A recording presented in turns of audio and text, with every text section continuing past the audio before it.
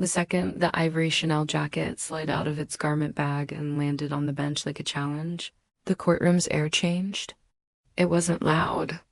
It wasn't dramatic in the obvious way.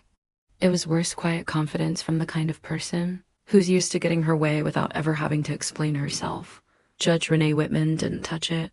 She just looked at the jacket for a long moment, then lifted her eyes to the plaintiff. "Ms. Larkins," she said, voice steady, "I'm going to remind you right now, this is a courtroom, not a fashion review." Brooke Larkins held the judge's stare like she'd been trained for cameras. 41 years old, Manhattan PR consultant, glossy blowout, expensive perfume that traveled farther than it should have. The posture, the tone, the certainty, everything about her suggested she expected this case to end with applause. Across from her sat Hina Malik, 34, owner of a small dry cleaning shop in Queens. She kept her hands folded in front of her papers like she was afraid her fingers might shake if she let them go. Her face had that look small business owners get when something threatens the only thing holding their world together equal parts exhaustion and determination. Brooke wanted $19,600, not just for the jacket, not just for damage, for humiliation, emotional distress, reputation harm, the kind of numbers people throw around when they're used to other people flinching. Before we get into this case, comment where you're watching from, because this one goes from designer dispute to something much darker in a matter of minutes. And if you want more Judge Judy style stories with real tension and real consequences, subscribe, because what the judge uncovers in this case is the exact reason some people should never be allowed to weaponize money and social media at the same time. The story started 6 weeks earlier on a rainy Tuesday afternoon when Brooke Larkins walked into Malik Cleaners like she was stepping into a place she'd never admit she entered. Hina remembered the details because she always remembered details. Details were how you stayed alive in a business where one accusation could ruin you. Brooke arrived with a garment bag clutched to her chest and a face that looked mildly offended by the existence of fluorescent lighting. She didn't greet anyone. She didn't smile. She scanned the shop like she was searching for dust to judge them with. Hina came out from behind the counter and did what she always did, calm voice, polite posture, professional questions. Brooke unzipped the garment bag and revealed the jacket, ivory tweed, pearl buttons, delicate lining. It looked expensive even to people who didn't know fashion. "This is vintage Chanel," Brooke said, like Hina hadn't earned the right to breathe around it. "It needs to be perfect. No shrinkage, no discoloration, no watermarks. I have an event." Hina had cleaned designer pieces before. She didn't act impressed. She asked what she always asked: stains, fabric concerns, previous cleaning history. Brooke gave vague answers and impatient sighs. Then she said something Hina later repeated in court word for word. "If you ruin it," Brooke said, "I will come for you." Hina didn't flinch. She simply pulled out the intake form and began documenting. She photographed the jacket in front of Brooke, close-ups of seams, buttons, lining, shoulders, cuffs. She pointed out 2 faint makeup smudges near the collar and a tiny snag on the left sleeve. Brooke waved it off and said, "That's nothing. Just clean it." Hina asked her to initial next to the condition notes and the vintage disclaimer. Brooke signed quickly without reading. Because she wasn't the kind of person who thought paperwork applied to her, the cleaning itself was careful. Hina didn't use shortcuts. She used a gentle cycle, tested the fabric, treated the collar by hand. She steamed it with the patience of someone who couldn't afford mistakes. When the jacket was finished, it looked crisp and clean, exactly what Brooke demanded. Brooke returned 2 days later. She tried it on. She turned in front of the mirror. She checked the cuffs and collar, tugged lightly at the hem. Then she nodded once, the kind of nod that implied Hina should be grateful for the approval. "I guess it'll do." Brooke said. She paid the $95 fee with a metal credit card and left. Jacket over her arm, already scrolling on her phone, Hina thought it was done. 2 weeks later, Hina received an email from an attorney with a subject line that made her stomach drop. Notice of demand. Brooke claimed the jacket had been irreparably damaged by improper cleaning. She demanded $12,000 for replacement value, $5,000 for emotional distress, $2,600 for lost professional opportunities, and threatened public review campaigns, media exposure, and a lawsuit in a higher court if Hina didn't pay within 5 business days. Hina read it 3 times because her brain refused to accept it. Then she sat on a stool behind her counter and tried to breathe normally while her shop kept running around her like nothing had changed. She called Brooke directly. Brooke didn't answer. Hina emailed back politely, asking for photos of the alleged damage and offering to inspect the jacket. Again, Brooke replied with one line, "I'm done discussing this. Pay or I go public. And then she did. Within 24 hours, Milet Cleaners had a string of 1-star reviews. Not just complaints, accusations. Scammers. They ruined designer items. Avoid at all costs. The wording was weirdly similar, like it had been copied and pasted with small edits. One review included a photo of Hina's storefront taken from across the street. Hina's phone started ringing with strangers demanding refunds for services they'd never received. Someone left a voicemail. "Hope you like being on blast." That week, regular customers hesitated at the door. A woman who'd been coming for 10 years picked up her dress and quietly said, "I'm sorry. I just can't risk it." Hina went home each night to 2 kids who didn't understand why their mother stared into space while making dinner. Her husband worked nights driving, so the fear sat with her alone after the children slept. She wasn't just terrified of losing money. She was terrified of losing the business, because losing the business meant losing the rent. The stability, everything. Asterisk, and the part that hurt the most wasn't the demand letter. It was the insult underneath it. Brooke thought she could crush her because she could afford the paperwork. Hina filed a response and a counterclaim for business damages, printing every email, every review, every threat. She didn't sleep the night before court. She kept hearing that voicemail in her head like a warning. When she entered Judge Whitman's courtroom, she moved like someone trying not to take up too much space. Her folder was thick. Her hands were steady only because she forced them to be. Brooke walked in 5 minutes later like she was arriving at a gala. She carried the jacket in a garment bag like evidence and a weapon at the same time. Her heels clicked too loudly. She didn't look at Hina. She didn't need to. In Brooke's mind, Hina wasn't a person, she was a service that had malfunctioned. Brooke removed the jacket dramatically, placed it on the bench, and then said the line that made Judge Whitman's eyes narrow. "I'm not here to be difficult. Your Honor, I'm here because I deserve what I paid for." Judge Whitman leaned back slightly. "We'll see what you deserve, Ms. Malik. Tell me what happened." Hina began carefully, laying out the timeline. Intake photos. Condition notes. The initial approval at pickup. The 2-week gap. The demand letter. The review attack. Her voice tightened when she described customers backing away, but she didn't cry. Not yet. She was holding it together with sheer will. Judge Whitman listened, eyes shifting between Hina and Brooke, like she was measuring the difference between the 2 stories. Asterisk. Then she turned to Brooke. "Miss Larkins," the judge said, "you picked up the jacket. You inspected it. You paid. You left. Correct?" Brooke nodded, confident. "Yes, and you didn't complain at that time." Brooke's chin lifted. "I didn't notice until later." Judge Whitman's voice stayed flat. "Until later when?" Brooke didn't hesitate. "At my event." "What event?" Brooke smiled tightly, as if the details were beneath the court. "A fundraising dinner." Judge Whitman's eyes sharpened. "And what exactly happened at this dinner?" Brooke took a breath like she was about to deliver a speech, and that was the moment Hina realized something. Brooke wasn't here to explain damage. She was here to perform harm, because Brooke looked straight at the judge and said, slowly, deliberately, "I was publicly humiliated. This jacket was ruined. And in my world, Your Honor, appearances matter." Judge Whitman didn't respond immediately. She looked down at the jacket again, then she said, very calmly, "Show me the damage." Brooke's smile faltered for the first time. She reached for the sleeve, pinched the fabric, and began pointing at something that wasn't obvious from 10 feet away. Asterisk. Judge Whitman's gaze stayed on Brooke's hands. Ms. Larkins, are you telling me you're suing for $19,000 over what I can barely see from where I'm sitting? Brooke's voice sharpened.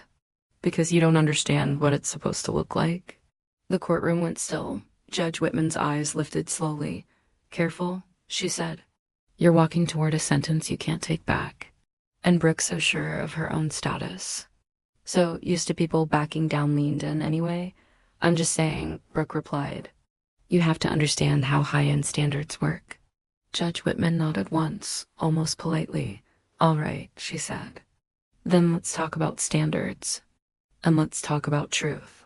She reached for a folder on her bench that neither side had placed there. Folder thick enough to mean one thing. The judge had been preparing. Brooke's expression didn't change yet, but Hina felt it something shifting. Like the courtroom had just turned its face toward the real story, and Judge Whitman opened the folder. Judge Whitman pulled out the first sheet and didn't even look at Brooke when she spoke. Ms. Malik, she said, these are your intake photos? Hina nodded. Yes, Your Honor, taken when she dropped it off. Judge Whitman held up a close-up of the collar. We have makeup transfer noted. We have a snag noted.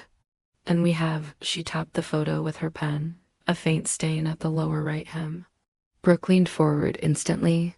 That stain wasn't there when I brought it. Judge Whitman's eyes didn't lift. It's in the photo, Miss Larkins. Brooke's jaw tightened. Photos can be edited. Judge Whitman finally looked up. Everything can be edited. That's why intelligent people look for patterns. She slid another photo beside it, same hem, same faint mark. 2 photos, different angles, same mark. That's not editing. That's reality. Brooke sat back, smile brittle now. Fine, but that's not what I'm talking about. Judge Whitman tilted her head. Then what are you talking about? Brooke reached for the sleeve again, pointing to a slight roughness in the tweed. This texture, it's different. It's dull. It lost its finish. Judge Whitman stared at the fabric for 2 seconds, then put the jacket down like she was done entertaining the theater. Ms. Larkins, she said, vintage fabric changes over time. That's why people sign disclaimers. You didn't bring me a burn mark, a tear, bleach stains, missing buttons, something concrete. You're bringing me vibes. Brooke's eyes flashed. That is insulting. Judge Whitman's voice was calm, but her words cut. You know what's insulting? Threatening a small business with a lawyer 2 weeks after you approved the work. Brooke's attorney finally spoke, smooth and practiced.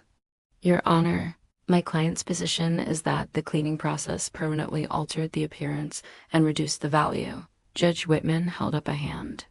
I understand your client's position. I want evidence. Brooke leaned forward again, voice gaining edge. I have evidence. I have photos from the event. Judge Whitman nodded. Show them. Brooke paused. Just a fraction too long. Then she said, they're on my phone. Judge Whitman's gaze hardened. Then take out your phone. Brooke's hand went to her purse, but again hesitation. Like her fingers didn't want to touch the thing that might betray her. She unlocked the phone, swiped and held it out. Judge Whitman didn't take the phone. Bailiff. Bring it here. The bailiff stepped forward, took the phone, and carried it like it was evidence in something bigger than a dry cleaning dispute. Judge Whitman scrolled once, then twice, and her expression changed, not anger, not surprise. Recognition dot. She turned the screen slightly, so Brooke could see what she was seeing. Ms. Larkins, Judge Whitman said quietly, why am I looking at a video of you at a rooftop dinner holding a drink over this jacket? Brooke blinked. What? Judge Whitman tapped the screen again, then pressed play. The courtroom heard the audio before anyone processed the image. Music. Laughing, say noise, and Brooke's voice clear as day saying, don't get too close, I'm wearing my vintage Chanel, okay? Then someone off camera laughed and said, careful, you'll spill. And Brooke replied, laughing, if I spill, I'll just blame the cleaners. A second later, the camera shook and a bright splash of orange-red liquid hit the lower hem of the jacket. The audience made a sound like a wave pulling back from shore. Hina's chest tightened, so fast she almost couldn't breathe. Brooke's face went pale, then flushed, then pale again, her mouth opening and closing like she could physically undo what the room had just heard. Whitman stopped the video and looked directly at Brooke. "That's you," the judge said. Brooke's voice came out strained. It's a joke." Judge Whitman didn't move. "The stain on the hem you're claiming Ms. Malik caused. That stain appears immediately after you spill a drink on camera." Brooke's attorney shifted. "Your Honor," Judge Whitman held up a hand without looking at him. "Not yet." Brooke leaned forward, desperate now. "That's not the same stain." "You can't prove." Judge Whitman's voice sharpened slightly. "I can prove you approved the cleaning, wore the jacket, spilled on it, and then threatened a business owner for money." Brooke tried to salvage it with offense. "You're twisting this." Judge Whitman leaned back. "No, Miss Larkins. You twisted this when you decided your mistake should become her debt." Brooke's eyes glistened, but they weren't tears of remorse. They were tears of someone realizing the audience is no longer on her side. Judge Whitman picked up Brooke's demand letter. "You demanded $12,000 as replacement value?" "Yes," Brooke said quickly, clinging to the number. "Because that's what it's worth." Judge Whitman nodded. "Show me proof of purchase." Brooke straightened like she'd been waiting for this. "I can. I have the receipt." She pulled out a printed page, crisp, clean, too clean like it had never lived in a wallet or a life. Judge Whitman took it, scanned it, and paused. Then she looked up slowly. "This receipt is from Maison Luke's resale, correct?" Brooke nodded. "Yes, they source authentic pieces." Judge Whitman's eyes narrowed. "And the purchase amount listed here is $12,000. Yes." Judge Whitman didn't accuse her yet. She just asked, "Ms. Larkins, why does this receipt show payment pending at the bottom?" Brooke froze. Hina felt her heart drop again. Because the case wasn't just about a spill anymore, Dot. It was about how far Brooke was willing to go to make a lie look expensive. Judge Whitman tapped the paper. "Payment pending means what it says. Pending, not paid." Brooke's voice cracked. "That's just how their system prints." Judge Whitman's tone went colder. "No, Ms. Larkins. It means you didn't pay $12,000. Brooke's attorney stood quickly. "Your Honor, we can explain." Judge Whitman looked at him, then back at Brooke. "Good. Explain this too." She pulled another document from her folder, one Brooke hadn't brought. "This is a verification email from Maison Luke's," Judge Whitman said. "It states the jacket was listed at $3,200, not $12,000, and it was returned by the buyer 3 days after delivery due to authenticity concerns." Brooke's face went rigid, like the muscles stopped obeying her. Judge Whitman watched her carefully and asked the question that made the room hold its breath. "Ms. Larkins, is this jacket authentic?" Brooke didn't answer fast this time, and Judge Whitman didn't let her hide behind silence. "Because," the judge continued, tapping the folder, "I also requested an authentication review. And if this jacket isn't authentic, your lawsuit isn't just dismissed." She paused deliberately. "It becomes something else." Judge Whitman didn't announce the authentication results like a dramatic reveal. She didn't need to. Her calm was more terrifying than any shouting could have been. She laid the report on the bench and said, "Independent authentication service. Not paid by Ms. Malik. Not paid by you." Brooke's hands were trembling now, barely controlled. "Those services are wrong all the time." Judge Whitman nodded once. "Sometimes. But not like this." She read one line, then another. "Button engravings inconsistent. Stitch density irregular. Inner tag font mismatch. Lining composition inconsistent with Chanel production." Judge Whitman looked up. Conclusion, not authentic. Asterisk, the air left the room in one collective exhale. Brooke's attorney sat back down slowly, as if standing next to her suddenly felt like standing too close to a fire. Brooke's voice came out thin. "I didn't know." Judge Whitman didn't react to the claim. "You didn't know?